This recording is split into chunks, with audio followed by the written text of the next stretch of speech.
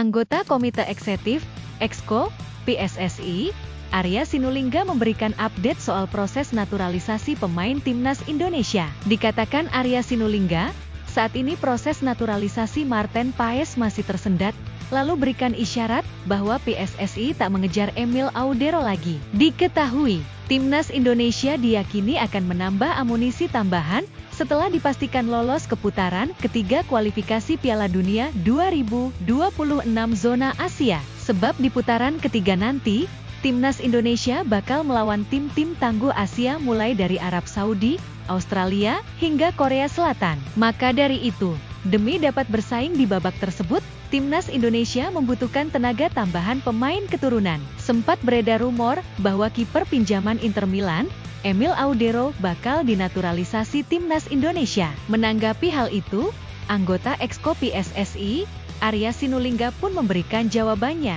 Emil sih berat, jujur, ucap Arya Sinulinga dikutip dari Bola Sport, Kamis, 20 Juni 2024. Dikatakan Arya saat ini, PSSI hanya berjuang untuk menyelesaikan proses naturalisasi Marten Paes saja. Diketahui, proses naturalisasi Marten Paes masih terganjal aturan FIFA. Saat ini, Marten Paes sedang menunggu sidang pengadilan arbitrase olahraga, KS, untuk bisa membela Timnas Indonesia. Marten Paes harus menempuh jalur tersebut, karena kiper FC Dallas itu ternyata pernah membela Timnas Belanda U21 pada ajang kualifikasi Piala Eropa U21 2021 yang saat itu usianya sudah memasuki 22 tahun. Sementara berdasarkan regulasi FIFA, seorang pemain bisa berganti dan bermain untuk tim nasional lainnya jika berusia di bawah 21 tahun pada saat terakhir bermain, baik itu tim junior ataupun senior di pertandingan resmi. Kami masih berharap Marten Paes, kata Arya Sinulinga. Marten Paes perkembangan masih coba terus. Di FIFA masih ada peluang, di KS juga ada peluang.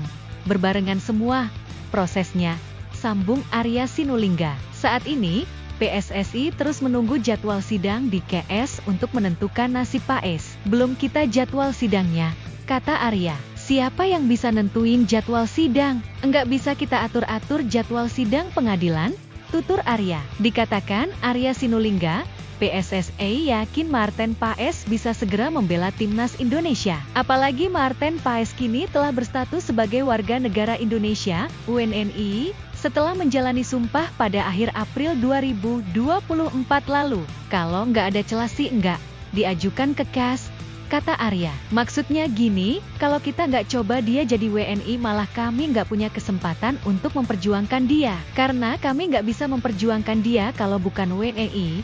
Nah ini kan ya harus berani, apapun harus dilakukan.